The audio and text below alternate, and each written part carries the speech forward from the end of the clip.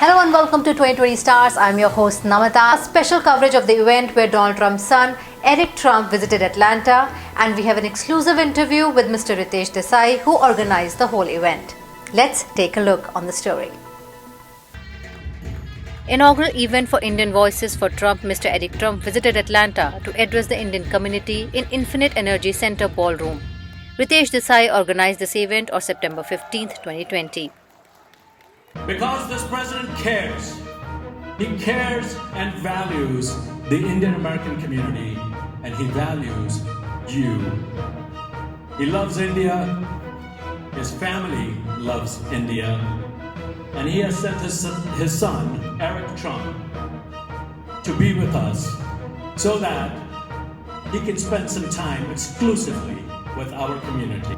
The Executive Vice President of the Trump Organization and the President's son, Eric Trump.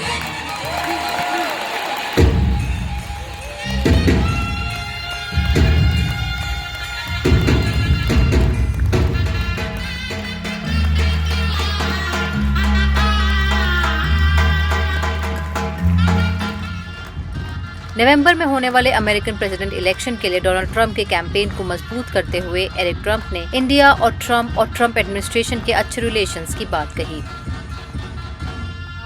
Let me just congratulate you on a very successful event, the Indian Voices for Trump.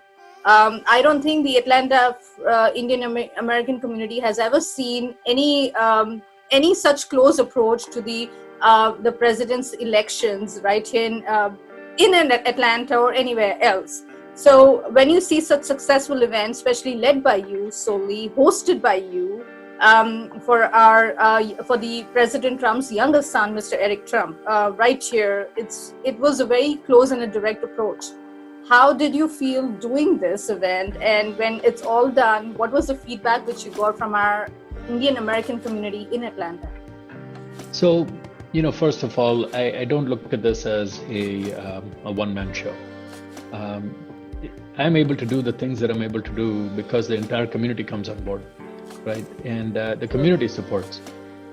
If it's not with the community, then I'm a nobody, right? And so I'm actually grateful that the community allows me to serve in the capacities that I do.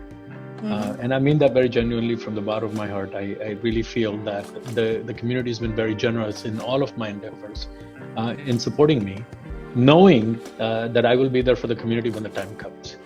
When anytime there's a need, where one of our people needs help, and if there's a way for us to help, we go out of our way to make sure that happens. And the community has been very gracious in supporting me throughout those processes, and it's got us to this point. It is truly commendable, and the real credit actually goes to the Trump campaign, to Eric Trump, for being so generous with his time, in spending time with the Indian American community and exclusively to the Indian American community.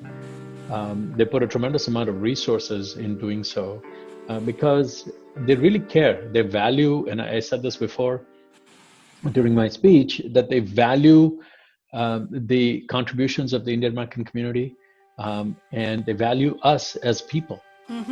And it was rather evident in his speech. As you noticed, he spoke straight from the heart. He did not have any prepared remarks. Yep. And the closeness that he had with the people after the event, as people came up to take photos and to meet with him and shake his hand or share a couple of brief comments with him. And he was very gracious in accepting all of that. This is very telling of the entire family. It's not just Eric.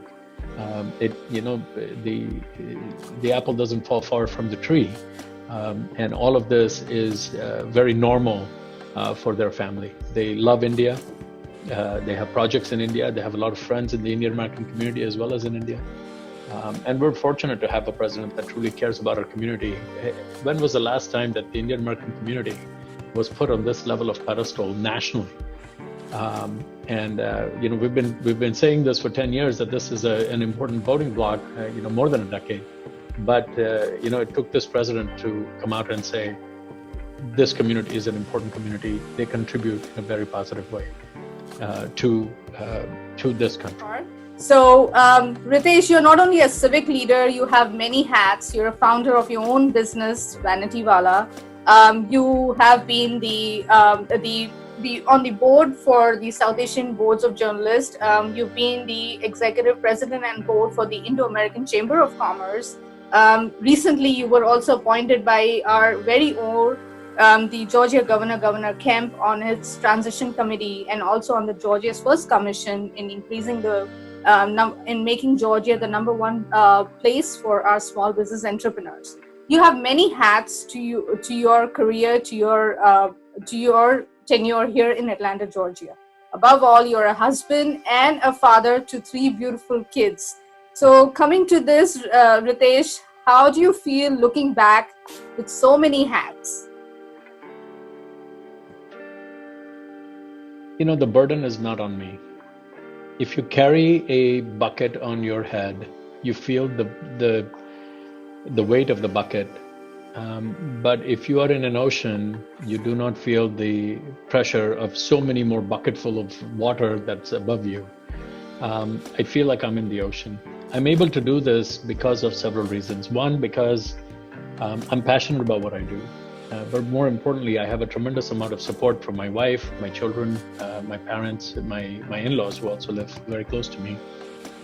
And for that reason, I can do the things that I'm doing. I also have a tremendous amount of courage and self-drive that comes because of my faith and because of the blessings of my guru, Pramukh Swami Maharaj and Mahan Swami Maharaj. So it's because of all of those things I really don't feel the burden of all of this. I enjoy doing it. It is my privilege and honor to be able to help and serve our community and represent our community. It's not something that I take lightly. Wow. Ritesh, I want to first congratulate you and compliment you on your three beautiful daughters. They did an awesome job at kicking off the event with the prayer ceremony. Looking at the first generation getting involved, the American Indian, I would call them, because they're American-born, Indian-rooted, getting involved out here. Looking at your kids getting involved. You're showing them the path and they're just getting involved in this culture out here, keeping their roots and adapting the American culture. How does it feel? You know, it makes me very proud. But that credit actually goes, you know, it's a collective effort. But a lot of that credit goes to their involvement in the mandir. And you know, they're all very active in the BAPS mandir. They take a lot of pride in that.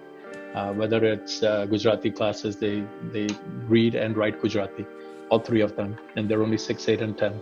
Wow. They communicate with us occasionally in Gujarati. They understand Gujarati very well. You know, whether it's music or doing aarti on a daily basis, or you know, doing the thad before we eat, and doing the prayers before we eat, and all of those things. I mean, this is all part of who we are as Hindus and practicing Hindus, and we take a lot of pride in that. And I know that a lot of that would not be possible had it not been for organizations like BAPS who encourage more of that and empower these young kids to embrace their heritage, embrace their faith, and embrace their uniqueness in this country, and become a part of the fabric that we call, you know, the melting pot in this country. Ritesh, so what led you to support the President Trump party or the Republican Party? How was your journey? Was it something which you always had, that the views are more Republican, or was it something you were just going with the flow and eventually you decided which way you want to go with? How did this happen? See, I had friends on both sides, and fortunately for me, and I still do. And what's interesting is that I learned, I did some research, right? As Indians, we want to go deep into everything. We want to learn. And that's what I did. And so in that process, one of the things that I learned was the Republican Party over the years has been truly the example of what we stand for, what we believe in, right? Freedom of faith, you know, God at the center of things that they do, right? if you look at freedom as a whole, right? Who fought for slavery? A lot of people don't know this. It was actually driven by the Republican Party, right? And somewhere along the way, the rhetoric was changed, but that's not the case. The truth of the matter is that these are people who fought to end slavery in this country, okay? And for all people to be loved, to be one. And so when I started looking into a lot of that, I said, I really align well. But from a businessman standpoint, let me tell you, it makes sense to me that the Republican Party is one that stands for low government, small government, low taxes. I know how to run my business. I don't need the government to tell me how to run my business. And that's what the Republican Party stands for. And so fortunately, that's how I embrace the Republican Party. And to be honest with you, they've embraced me more than I've embraced them. They've been so kind to me, and I have enjoyed being a part of it. They have been so generous and gracious in the work that I have done, in the positions that I've received. And it's I would like to think that it's based on merit. And that's the other thing that this party truly believes in is rewarding people for merit over race or something else. Be it Mr. Joe Biden or President Trump, for both of them, we've seen a certain change since last month where they're focusing more on the Indian Americans, where Biden announced Kamala Harris as its partner in the 2020. We see President Trump coming out with new coalitions like Indian Voices for Trump, Voices for Sikh, Voices for Muslim. So do you think that they have come to a realization that Indian American community is a very strong community and Indian American votes are very important for their elections? Yes. So here's the interesting thing. I think I think President Trump knew that all along. He has known India for a very long time. They have projects there, and so it's nothing new for him. He knew the power of the Indian American community as a hotelier. From a hotelier to a hotelier standpoint, if you look at it that way, right? 60% of the hotels in this country are owned by Indian Americans, right? And so he understood the value of what the Indian American community is about, the value of hard work, their value of their faith, their cultural ties to India, and just being good citizens. And so he knew that all along. I find it interesting that Kamala Harris, and I commend the Democrats for bringing her on, because they're really trying hard to make a point that she's Indian. Mm-hmm. Well, that's interesting, because when she ran for president, she didn't identify as an Indian American. She identified as an African American. Yeah. And the other thing that's also interesting is that, look, I look at it this way. I have 3 young kids, as you know. And if they want some chocolate, let's say, and they say, hey, Daddy, I want some chocolate. And I tell them, well, you know what, you can have chocolate if you go vacuum the floor. Okay, yeah. Or do the dishes. Okay. And they're very happy to vacuum the floor and do the dishes. Why? Because they want that chocolate. Right. True.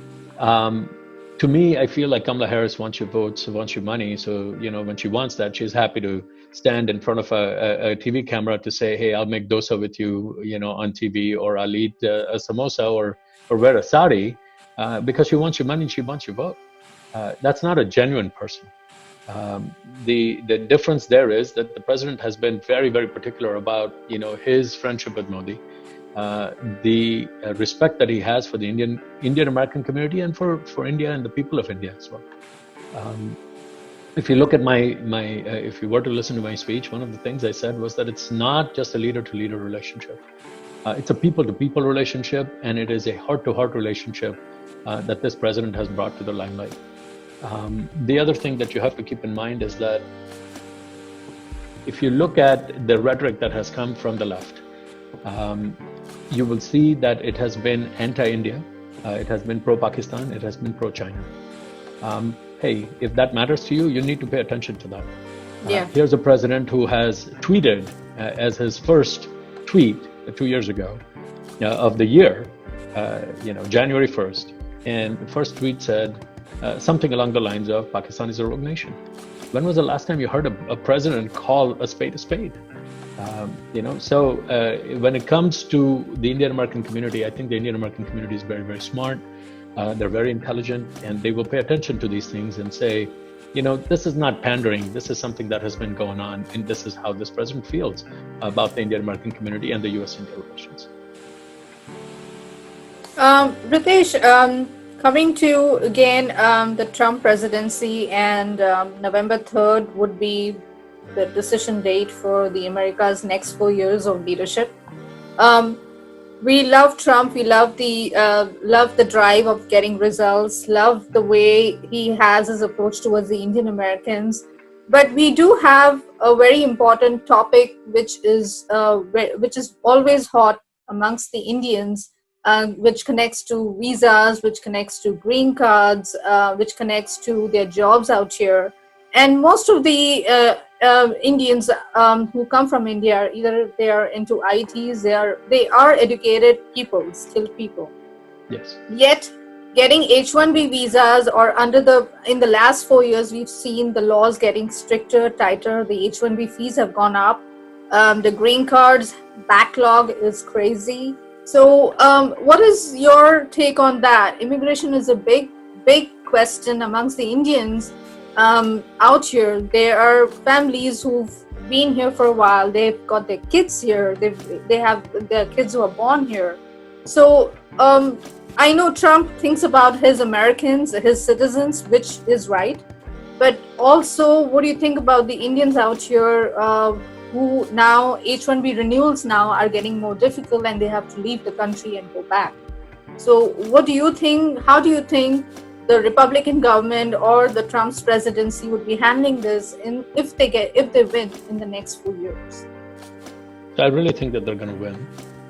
Maybe a little biased opinion, but I really think that they're going to take it, right? You're absolutely right in the sense that, given that there's a national pandemic, okay, there was a lot of loss of jobs because of the pandemic. A lot of things changed. I think it's important for the president to look at this and say, it is time to make sure that the people that we have in this country are skilled or retooled in some cases to take on some of the positions that are filled by H-1B workers, more so because those are temporary work permits in some capacity, right? Does that mean that the president does not appreciate the work or the efforts put in by Indian Americans that are here on a H-1B visa? No, absolutely not. I think immigration reform is a much bigger discussion. And if you look at people like Senator David Perdue of Georgia, he is working on a comprehensive reform package that will be more encompassing. Okay, that will address a lot of the issues that we are discussing now. Okay, not everything will be in everybody's favor, but that's what leadership is. You have to make the decision that's best for the general crowd, right? Generally good. And what you will find is that there's a tremendous amount of pushback on every step that they take when it comes to immigration. And so they're finding ways to negotiate and work their way through this whole process. And it's important to work through it and bring the other side along as well. It's not just a one-sided deal, right? Because immigration is an important discussion. This country was built on immigrants, and the president understands that. He values that. Now, he does believe in legal immigration. I will talk about that. He is not one to have open borders. He's not one to have, because that doesn't make a nation. There has to be security. We have to know who's in the country, because it's a matter of national security for him. And so, with all that said, there's not a magic 8-ball that can give the answer. It is going to be a tough discussion. I know that there was a lot of discussion regarding quotas, countrywide quotas. And I know that at least from the Republican side, has been released. I know I've worked very closely with Senator Perdue to make sure, and he understands the issues. His concerns were a handful that were very valid, and once they were addressed, he released it. Now it's stuck on the other side. And now we have to work on with friends on the other side to say, hey, look, this is something that's important to our community, and move the ball forward. It's not about a partisan issue. It's about the end result, right? And that's what good negotiators do. We have to give some, they have to take some, and they have to give some, and we have to take some. And it's just what it takes to get things done. And this president of all is very capable of getting that done. Well, Ritesh, thank you so much for talking to us. And I guess November 3rd would decide which wing is it? Is it the left wing or the right wing? And well, thank you very much. And thank you again and congratulations on a very successful event, Indian Voices for Trump. And it was awesome. Hoping to see much and much more great outcomes from the presidency, from the current presidency, and we hope that it continues further for the next 4 years. Any last message you'd like to pass across to our viewers, our audiences on this channel? Get involved. Get passionate. This matters to you on a daily basis. This impacts you. This impacts your children. The future of this country is at stake. Democracy is at stake. This is the time for you to get involved. There's only 47 or so days left till the election.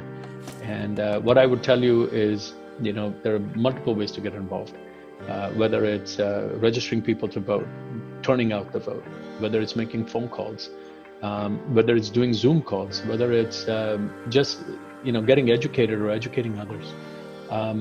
Don't sit on the sideline. Everybody, talk is cheap. Let's get action, because that's what matters. And